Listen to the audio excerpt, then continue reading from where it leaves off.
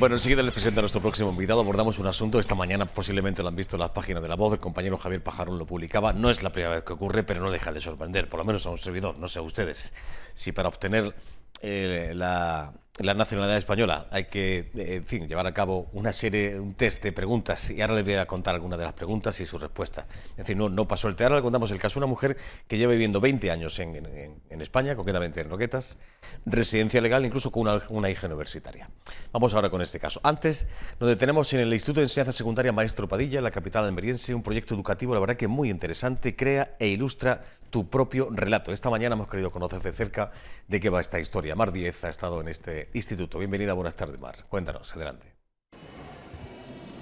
Nos hemos desplazado hasta el Colegio Maestro Padilla de la capital, donde se ha presentado una original iniciativa. Se trata de la colección de relatos ilustrados titulado Mis Palabras Solidarias. Para saber un poco más de este proyecto vamos a hablar con la directora del centro, Luisa Fernández. ¿Qué tal? Hola, buenos días. Bueno, Luisa, cuéntanos un poco en qué consiste este original proyecto. Bueno, la idea nace de una de nuestras líneas de trabajo del centro, de la biblioteca. Hay una serie de planes en los centros, hay un plan de lectura y biblioteca, y se pensó este año trabajar sobre la creatividad literaria.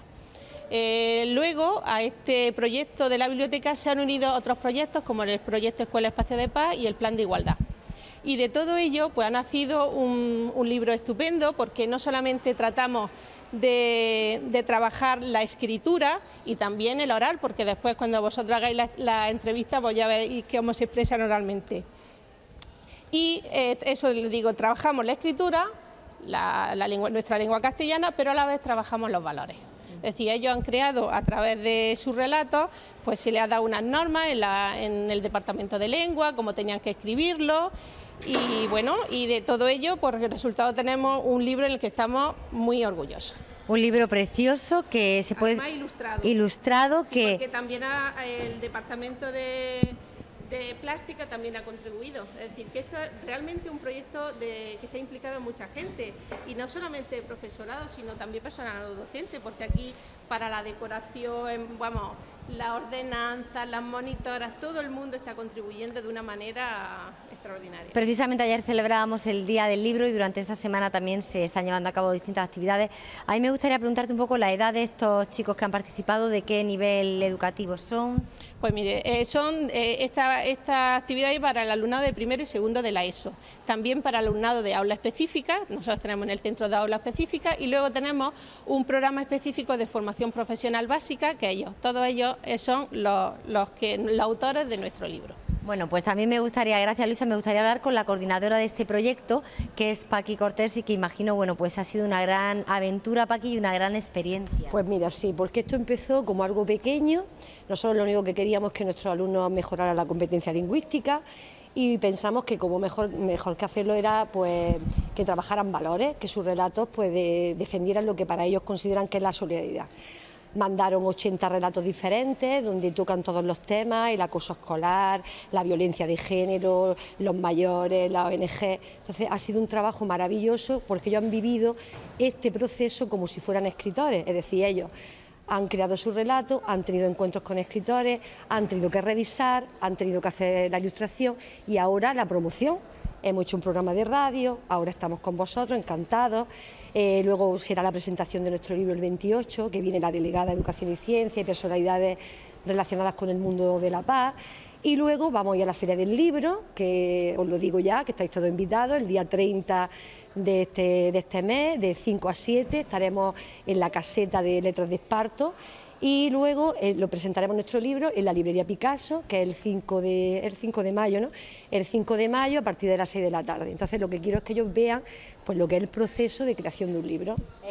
¿Ha sido difícil para los alumnos? Porque el proceso de creación de un libro, tú lo estás contando y parece muy fácil con estos jóvenes, bueno, estos chicos y chicas tan jóvenes, pero bueno, escribir no es una tarea fácil, y escribir bien mucho menos. Bueno, evidentemente ha habido un trabajo muy grande del Departamento de Lengua, donde se le ha explicado el género narrativo, porque es el género con el que estamos trabajando, las distintas tipologías textuales, pero ellos son maravillosos, porque a nosotros nos ha sorprendido que tengan muy claro en su vida diaria qué es lo que contemplan y qué es lo que les llama la atención que tenga que ver con los valores. Entonces, como muchos de ellos han contado historias personales, pues uno su tía que trabaja en una ONG, otro una niña que ha cogido saharaui. O sea, ellos pues, les ha sido fácil porque lo que único que han tenido que hacer es mirar a su alrededor y contar las experiencias de su vida cotidiana. Entonces los niños, si es que lo mejor de todo son los niños, espérate que los escuches, son graciosísimos. Bueno, pues si te parece, Paqui, vamos a ver, no sé, de estos chicos y chicas, ¿quién me quiere contar un poco su experiencia? No podemos hablar con todos, no podemos hablar con todos, pero sí con alguno, un chico y una chica, que me cuente un poco cómo ha sido su experiencia. A ver, ¿quién se anima? Este chico se va a animar, me lo va a contar. Un poco, ¿qué te ha parecido esta experiencia? ¿Cómo te ha parecido fácil, difícil? ¿Cómo ha aportado tu granito de arena tú? Hombre, pues a mí siempre que yo veía la televisión me daba mucha pena todos los desastres naturales que pasaban por todo el mundo. Entonces, justo en ese momento, en el de escribir la historia, estaba el tema del huracán Matthew y me animé sobre eso para crear mi historia. ¿Y te ha parecido difícil? No mucho. ¿Has disfrutado? Sí. Y ahora que ves aquí un libro en el que tú has aportado, en el que has escrito, imagino que es un orgullo, ¿no? Me siento muy orgulloso de mí.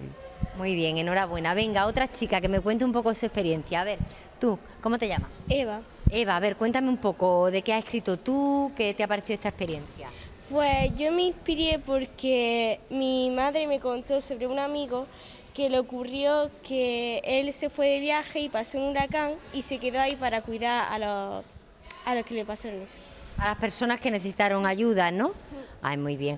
Y bueno, ¿y tú qué has escrito? ¿Qué has aportado en este libro?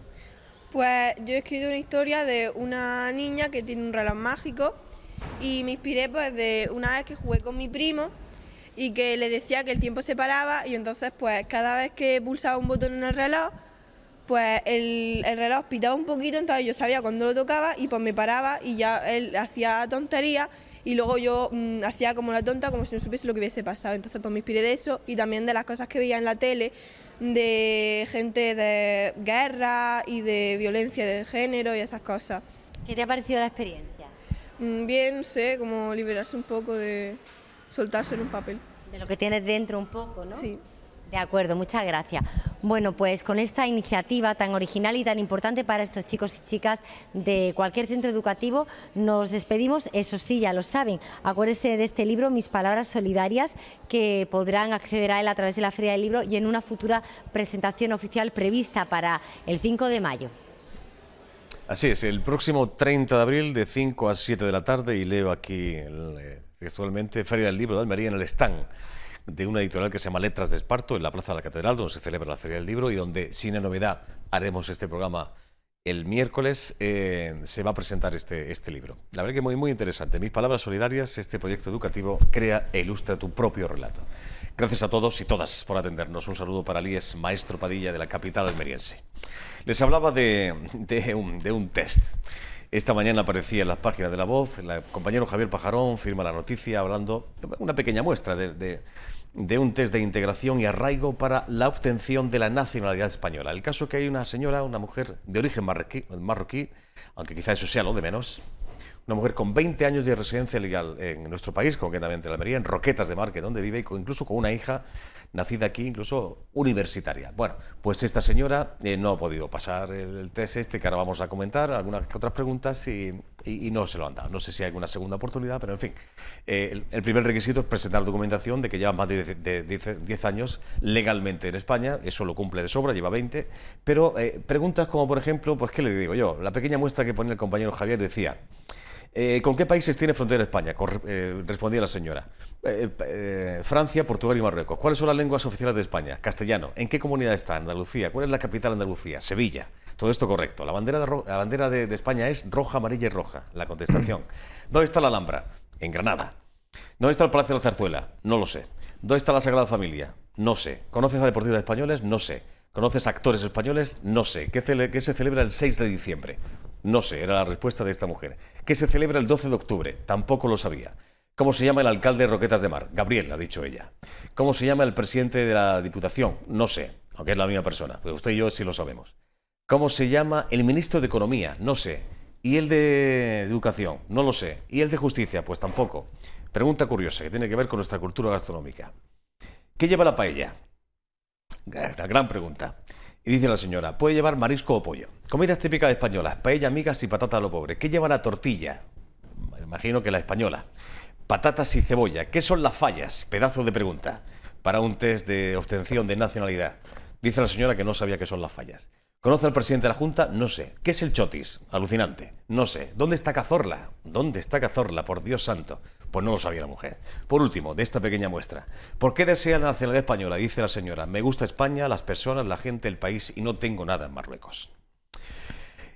Marcelo Quila, bienvenido, buenas tardes. Hola. Este señor es abogado y da la casualidad que en alguna ocasión pues te has topado con algún caso como este. Cabe recordar, esto creo que fue hace algún año, estando presidente del gobierno José Luis Rodríguez Zapatero, un senegalés llamado Magu Ndoye, pronunciado más o menos, que me perdone, le hicieron este tipo de preguntas y no obtuvo esa nacionalidad porque no supo responder que cómo se llamaba la esposa del anterior presidente del gobierno, José Luis Rodríguez Zapatero.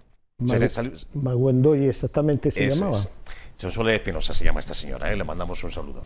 A ti como abogado, esto que te... En fin, a bote pronto, impresiones. Pues a bote pronto Marcelo. significa como abogado que no se cumple lo que lleva muchos años diciendo el artículo 22 del Código Civil. El artículo 22 del Código Civil puso dos condiciones, aparte de cumplir una serie de años de residencia en España, puso dos condiciones para que los que llevaban mucho tiempo de residencia, o menos tiempo, según las circunstancias, pudieran adquirir la nacionalidad española que normalmente ya se le habían ganado con el tiempo que habían residido. Una era demostrar una conducta cívica adecuada y otra, demostrar que se habían integrado en la sociedad española. Eso nunca lo entendió el gobierno y nunca lo entendieron los legisladores. Y por eso se dan esta anécdota y estas circunstancias. Yo he sobrellevado algunas de ellas, curiosísimas y que llamaron mucho la atención. El caso de este señor de senegalés, ¿qué sucedió al final? Pues el caso del senegalés al final se aburrió y se volvió a Senegal. Pero yo veo otro caso que no se aburrió, como antes decía, ¿por qué hay que llegar hasta la Audiencia Nacional? Todo consiste en poner cortapisas. El tema de la competencia de la Audiencia Nacional es porque el que resuelve es el ministro de Justicia a través de la Dirección General del Registro de Notariado y a través del Registro Civil.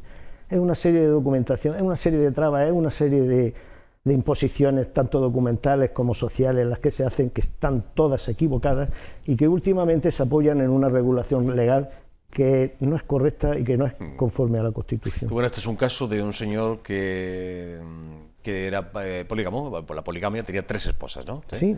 Y no le permitían, no le daban esa por ese motivo, ¿no? Consideraban que no se había no se había integrado a la sociedad española. Y yo decía que su religión le permitía, es más, incluso había cierta prueba en ese tema, y me fui adelante. No se cumplía un principio constitucional que es la libertad de religión.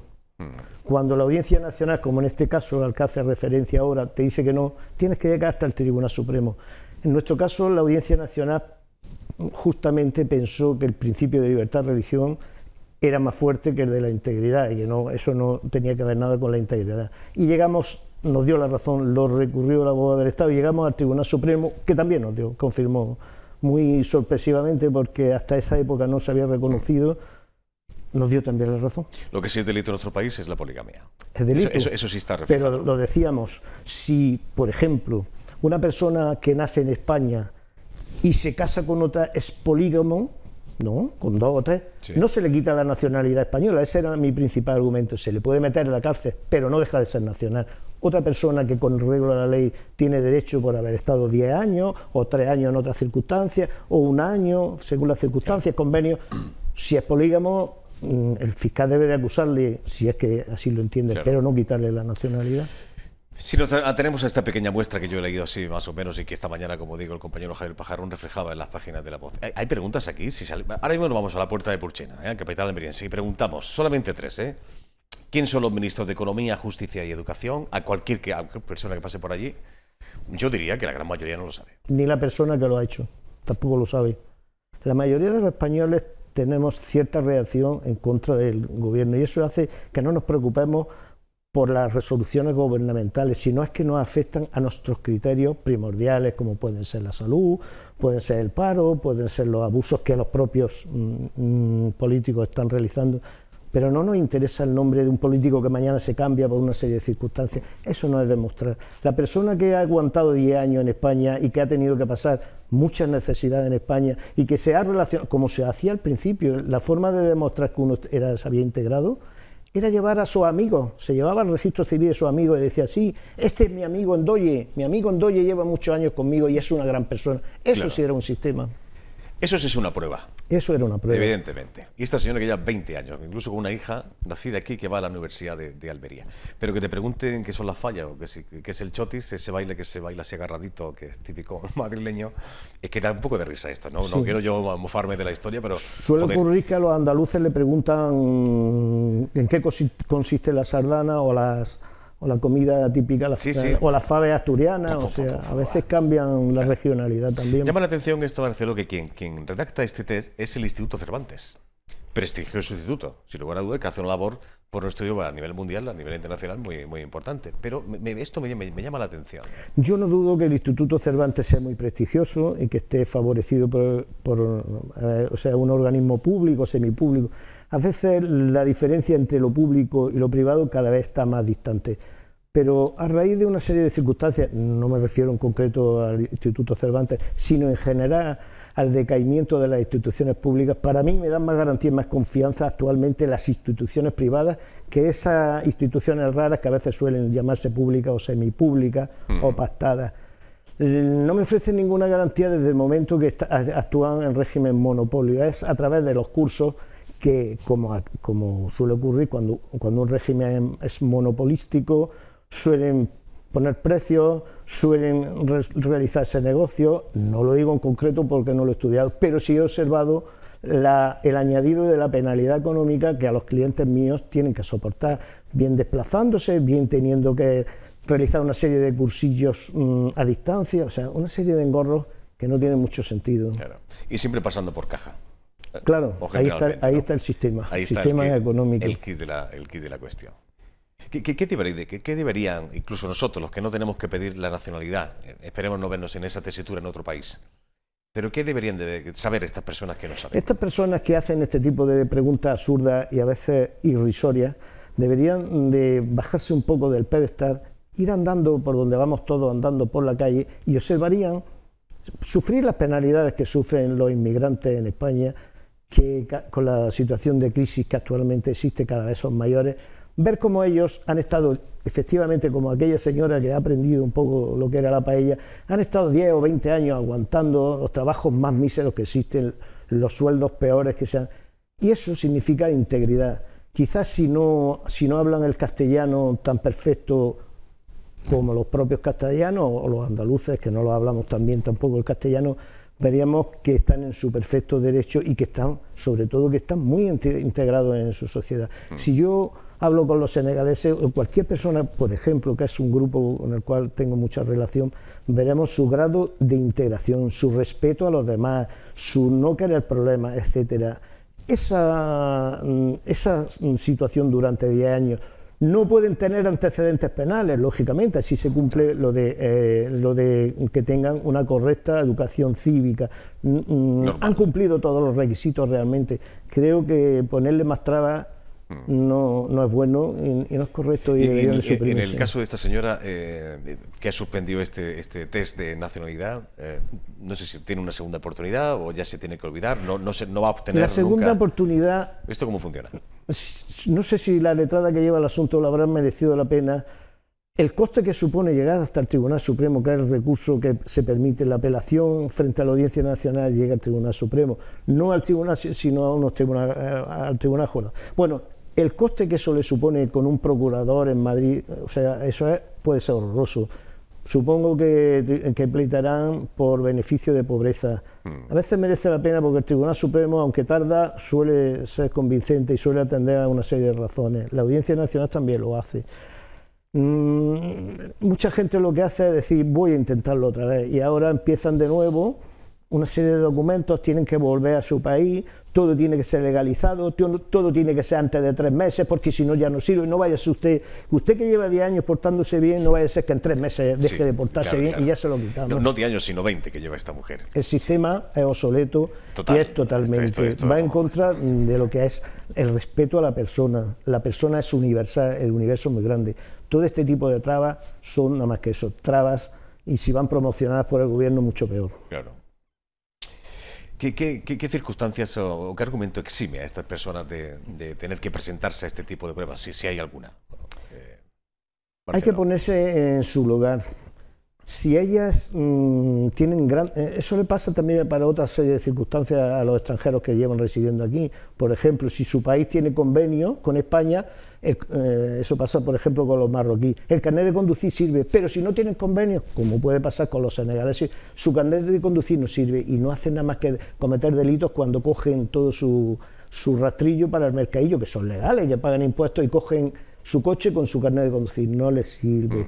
La solución sería a nivel de convenios entre países. Pero me refiero, Marcelo, por ejemplo, si una persona, como cuenta aquí el compañero Javier Pajarón en esta noticia, es analfabeta o casi analfabeta, que es el caso de esta señora, hay una sola, ¿qué sucede? Hay una propia solución. Lo que pasa es que viene mediante el sistema de dispensa. Y el sistema de dispensa es muy parecido al sistema cuando un político comete un delito, el propio gobierno puede indultarlo. Pues es parecido. Ahí no hay control. Yo usted como gobierno lo puedo dispensar. Es la vía de los enchufados, pero legalmente la ley 19, en el año 2015 se hicieron muchas legislaciones por el gobierno, entró el nuevo baremo de accidentes, entró esta reforma que imponía la obligación de examinarse, porque anteriormente no era obligatorio, lo hacían los jueces de primera instancia a través del registro civil por decisión propia, porque no había normas sobre. Impuso muchas normas, pero también impuso la trampa, como se suele hacer. La trampa es que el gobierno podría dar dispensa a los analfabetos, a los que no supieran leer y escribir, a los declarados incapaces judicialmente y a unos terceros que yo los veo más lógicos, los que habían llegado al cumplimiento de la enseñanza obligatoria secundaria. En fin, si llegan a esas pruebas era evidente que tal. Esa es la vía. Bueno. Pero esa vía, evidentemente, para la persona que no tiene esa facilidad para poder acceder al gobierno, no la van a conseguir. Alucinante nunca. Esto, parece de otra época, de la historia del ser humano, esta cosa. Y sin embargo vigente, a fecha de hoy, 24 de abril 2017. Tiene tela. ¿Alguna cosita que añadir, Marcelo? Ninguna. Sí. Bueno, hablamos en otro momento. Hay cosas que contar. Está el patio. Hay muchas cosas que contar. El patio de la judicatura en este país está como para hacerle una foto. Todavía tenemos la suerte,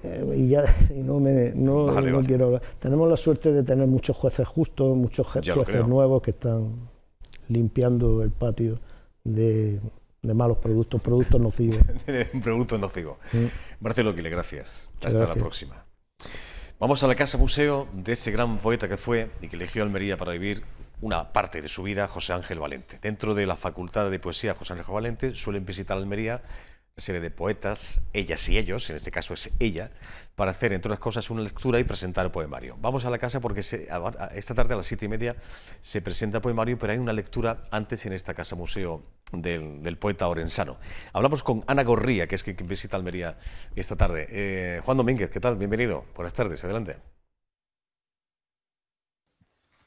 Así es, Joaquín, como bien decías, a la calle de José Ángel Valente y a la casa de José Ángel Valente nos hemos venido esta tarde porque hoy nuevamente vuelve a tener lugar precisamente lo que son las lecturas poéticas aquí en este hogar. Y vamos a hablar precisamente con una de las poetas, mira que he tenido oportunidad de hablar con poetas que más jóvenes he conocido. Ana Gorría, muy buenas tardes. Muy buenas tardes. ¿Por qué Gorría? Porque lleva acento en la I, ¿no? Claro que sí, si no sería Gorría, pero es Gorría. Bueno, me estabas explicando ahora, estábamos a la espera de que nos diesen paso los compañeros, que nacida en Barcelona, sin embargo tus padres tiraron de ti y al final terminaste matriculándote en la Complutense, terminando en la Complutense de Madrid, ¿no? Sí, o sea, yo soy de madre catalana, pero oriunda y nativa de Madrid, sí. ¿Cómo y cuándo ves que por el ADN tuyo empieza a circular la poesía? Pues desde muy pequeñita, o sea, yo creo que en contacto con las narraciones y los cuentos que me contaban mis abuelas, hay una afiliación, una empatía, un choque con el sonido y a partir de ahí es donde yo me imagino que me gusta decir a través de palabras que no necesariamente tienen que producir nada más que no sea placer y creo que es a partir de mis primeros contactos, de escuchar a mis abuelas contándome cuentos por la noche. ¿En esos momentos realmente piensas que vas a llegar donde estás llegando o has llegado?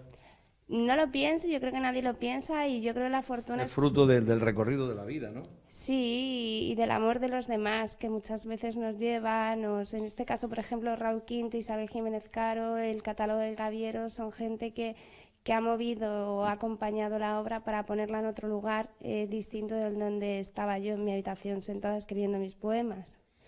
Creo que en 2004 se produce tu primera publicación, ¿no? Sí, se produce en Córdoba, en una editorial muy pequeñita que se llama Plurabel. Antes había tenido contactos con la escritura a través de revistas y en 2005 es cuando publico Araña con el Gaviero. Eso te iba a decir, que ahí empieza ya quizá casi a tener la primera conexión con Almería, ¿no? Sí, la primera y muy intensa, claro, porque también participaba con Salamandria, que era revista literaria de este sur, y era el eje con el que nos relacionábamos con Almería. Y para mí Almería es una ciudad intensamente poética, no solo por la casa de José Ángel Valente, sino por haber sido cuna poética del Gaviero y de tantos autores que ahora mismo están despuntando. Ana, cuando te dan la posibilidad de venir aquí a Almería, de conocer la casa, de leer un poema, ¿qué piensas en ese momento? Pienso que es un honor porque para mí José Ángel Valente es un poeta europeo que decide venir al desierto a mirar la realidad desde una manera más ancha. Entonces pienso que es un grandísimo honor estar en el lugar en el que eligió él estar para continuar, concebir y proyectar su obra. En el año 1993 consigue el Premio Nacional de Poesía. ¿Es a lo máximo, a nivel nacional, lógicamente, a lo que puede aspirar un poeta? Pues yo creo que un poeta aspira a que le quieran y el resto son premios del ministerio y cosas así que están muy bien y que a veces pues siempre son un dinero para los poetas, está bien que se concedan, pero yo creo que con que hay una persona o dos que te siga leyendo ya el circuito, hablando de esa persona que está con 14 años escribiendo y que no tiene ninguna intención de llegar, ya ha cumplido su circuito. O sea, todo lo demás son consecuencias añadidas de muchos caminos que no tienen nada que ver con la propia creación. Para ti, ¿qué exigencias debe tener un poema para ser un buen poema? Exigencia tiene que tener, bueno, el principio de intentar... Más que exigencias, características, digamos. Pues a mí, cuando cojo un poema que pienso que para mí es un buen poema, siento que tengo que pensar, sentir, oír, escuchar lo que el autor me quiso decir en algún momento. Cuando conecto con esa sensación de pensar, este señor dijo lo que quería decir y ha conseguido que me llegue, creo que el circuito se ha completado, pero no es en la mayoría de las ocasiones, no sucede con frecuencia. Antes de pedirte un pequeño favor que te voy a pedir ahora a continuación, si tuvieses que quedarte con algún poeta en especial, ¿con quién lo harías? Pues el primer nombre que me sale ahora mismo es Blanca Varela, que es una poeta peruana y que es una de mis poetas favoritas y a través de las que creo que he podido aprender muchas cosas a la hora de decirme a mí misma. Y ahora viene el favorcillo que te iba a pedir, que era, si eres tan amable, en atención, las personas que están viendo nuestro programa en este momento, nos puedas recitar un poquito de alguno de los poemas, ¿de acuerdo? Vale. Pues si te parece bien, prepara el libro, yo te pongo el micrófono y haces la lectura, ¿de acuerdo? Muchas gracias. Gracias a usted. A solas, con la fiebre, temblando, sobre la niebla azul, ¿qué camino trazar? ¿Por qué la urgencia? ¿A quién alzar este alfiler de vidrio incandescente? ¿Cómo cesar la luz? ¿Dónde depositar los firmamentos que arrastro entre las manos sin voz con la emergencia del hambriento que niega los eclipses, el óxido ordinario de las tardes, lo fácil de las líneas, que apuesta el estupor de las visiones en la temeridad de las derrotas?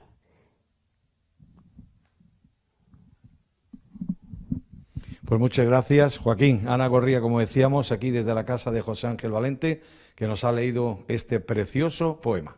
A las 7:30 en el Museo de la Guitarra, de la mano de la Facultad José Ángel Valente, desde la Universidad, lectura poética en la casa donde vivió entre nosotros el poeta orensano. Gracias, Ana. Bienvenida a Almería. Fue banda sonora de este país, década de los 70, cuando comenzaban este grupo de Coas de Almanzora, que fue ganándose a pulso un hueco en la historia musical de este país. Siguen en activo, sobre todo la voz cantante, el amigo Pepe Grano de Oro. Este sábado, día 29 de abril, en la mano de Cuber Producciones, están en el Teatro Cervantes. Hablamos de Los Puntos, evidentemente. Esta es una de sus últimas canciones. Enseguida de vuelta, más cosas que contarles. Hasta ahora.